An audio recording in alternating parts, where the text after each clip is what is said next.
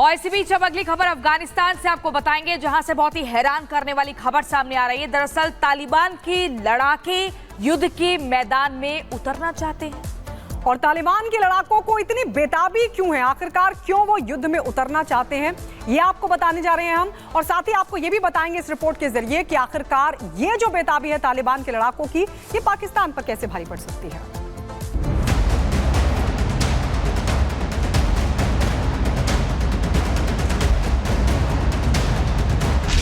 तालिबान की बोरियत, क्या बढ़ेगी पाकिस्तान की आफत? नया युद्ध छिड़ेगा, क्या तालिबान फिर से जंग लड़ेगा? बैठे बैठे क्या करें, करना है कुछ काम, शुरू करो युद्ध, लेकर तालिबान का नाम।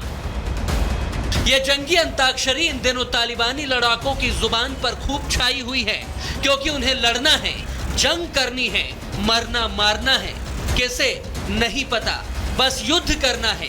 क्योंकि ऑफिस में बैठे बैठे वो बोर हो चुके हैं, उनके हथियार धूल खा रहे हैं और हाथ ट्रिगर दबाने को बेताब हैं।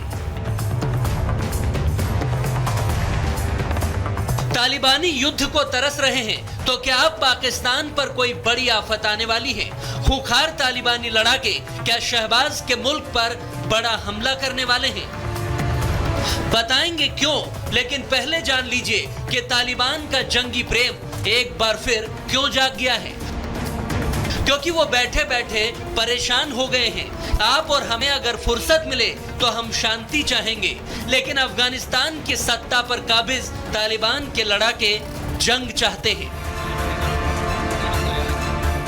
9 to 5 दफ्तर में काम कर कर के तालिबानी बोर होने लगे हैं। बंदूक, मोर्टार और बम चलाने वाले लड़ाकों को कागज कलम चलाने में अब बोरियत महसूस होने लगी है। और ये बात हम नहीं, 3 साल पहले अफगानी सत्ता पर कब्जा करने वाले तालिबान ने खुद कही है। ब्रिटिश मीडिया से बात करते हुए एक खूंखार तालिबानी लड़ाका रह चुके और मौजूदा अफगान सरकार में प्रवक्ता मुल्ला जनान ने कहा है, 3 साल से दफ्तर में काम कर कर के हम बोर होने लगे हैं। हम लोग जंग के लिए बने हैं, डेस्क पर काम करने के लिए नहीं। युद्ध का एक अलग रोमांच था, पर यहाँ यानी दफ्तर में काम करके कोई मजा नहीं आ रहा है। हमें दफ्तर में नहीं बैठना है, हम जंग लड़ना चाहते हैं। अफगानिस्तान के ही पंजशीर या फिर फिलिस्तीन में हमें लड़ने के लिए भेज देना चाहिए। करीब 2 दशक के संघर्ष के बाद अफगानिस्तान में तालिबानी शासन की वापसी हुई। ऐसे में जंग में महारत हासिल करने वाले लड़ाकों का दफ्तर की नौकरी में मन नहीं लग रहा है। लंबे संघर्ष के बाद मिली शांति उन्हें रास भी नहीं आ रही है। लेकिन तालिबान के इस बयान ने पाकिस्तान के होश उड़ा दिए हैं, क्योंकि पाकिस्तान और अफगानिस्तान की बॉर्डर पर तोरखम इलाके में दोनों के बीच जंग के हालात बने हुए हैं और युद्ध के लिए भरे बैठे तालिबानी लड़ाके कहीं हमला ना कर दें। सोशल मीडिया पर मुल्ला जनान के बयान पर कमेंट करते हुए लोग कह भी रहे हैं कि अगर बोर हो रहे हो तो पाकिस्तान पर हमला कर दो, पाकिस्तान पर कब्जा कर लो। खबरदार पाकिस्तानियों, कहीं तालिबानियों की बोरियत तुम पर भारी ना पड़ जाए। Bureau report, Republic Bharat. और आइए बात करते हैं पाक की किरकिरी की। हालांकि ऐसा पहले भी कई बार होता रहा है जब पाकिस्तान सबके सामने बेइज्जत हुआ है, और इस बार एक बार फिर पाकिस्तान की इंटरनेशनल बेइज्जती हुई है। पहले जर्मनी के मंत्री का प्रोटोकॉल उल्लंघन हुआ इस्लामाबाद में, और उसके बाद फिर उसने माफी मांगी। बिल्कुल, माफी मांगने के बाद पाकिस्तानी आवाम जो है वो भड़क गई। पाकिस्तानियों ने कहा कि पहले तो लापरवाही करते हो और फिर बेइज्जत किस तरीके से होकर आए हो, इस पर उन्होंने अपनी ही सरकार को खरी खोटी सुनाई। देखिए रिपोर्ट।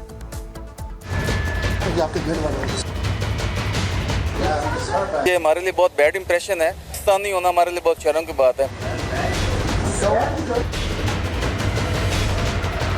हिंदुस्तान चांद पर जाकर इतिहास रच चुका है, लेकिन पाकिस्तान है कि अपनी बेवकूफियों से ही बाज नहीं आ रहा।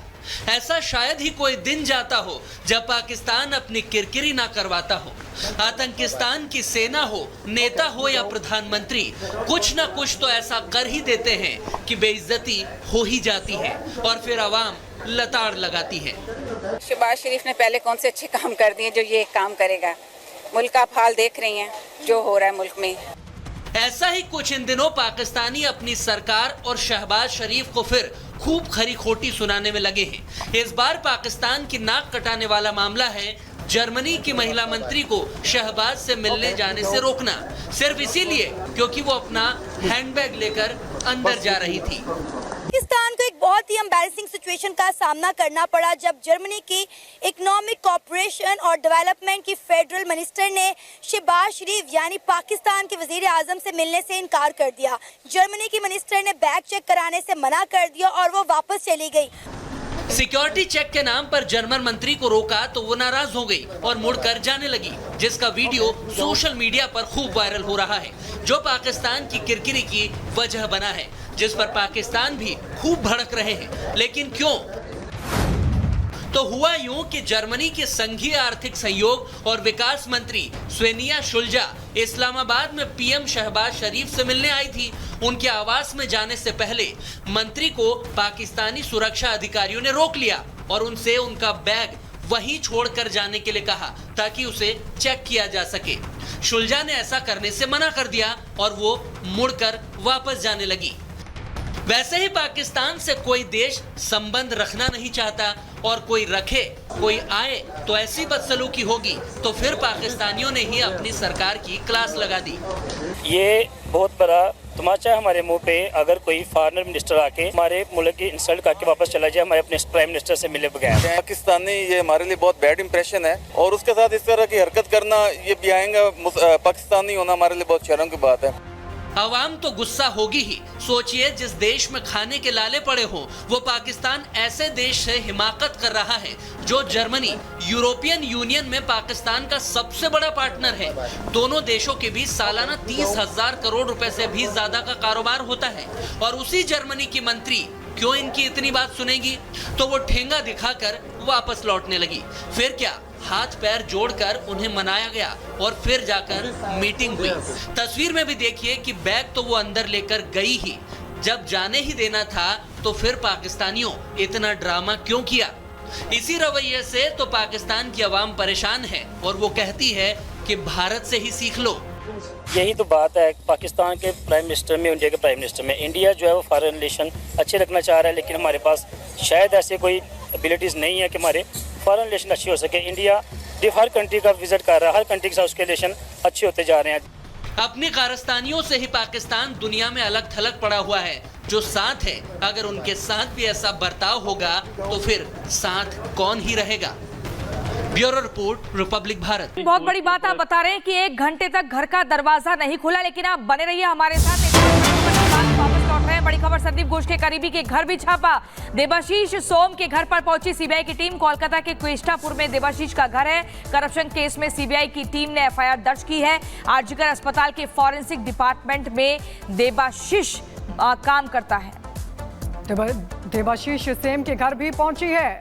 देबाशीष सोम के घर भी पहुंची सीबीआई की टीम। ये संदीप घोष का करीबी है। अब इसके यहां पर भी सीबीआई की टीम ने रेड की है। 2 तस्वीर हम आपको दिखा रहे हैं। एक तरफ संदीप घोष का घर बालाघाट में, जहां सीबीआई की एक टीम वहां पर पहुंची है, लेकिन काफी देर तक दरवाजा नहीं खोला गया। उधर दूसरी तरफ देबाशीष, जो कि संदीप घोष का करीबी है, उसके यहां पर भी पड़ा है छापा। सीबीआई का लगातार करप्शन केस और इसमें जांच तेज हो गई है। हमारे साथ लगातार जतिन बने हुए हैं। जतिन, जहां एक तरफ संदीप घोष के यहां पर पहुंची टीम, दरवाजा नहीं खोला गया। अब देबाशीष, ये देबाशीष को लेकर क्या जानकारी मिल पा रही है, क्योंकि यहां पर भी सीबीआई की टीम ने रेड की है?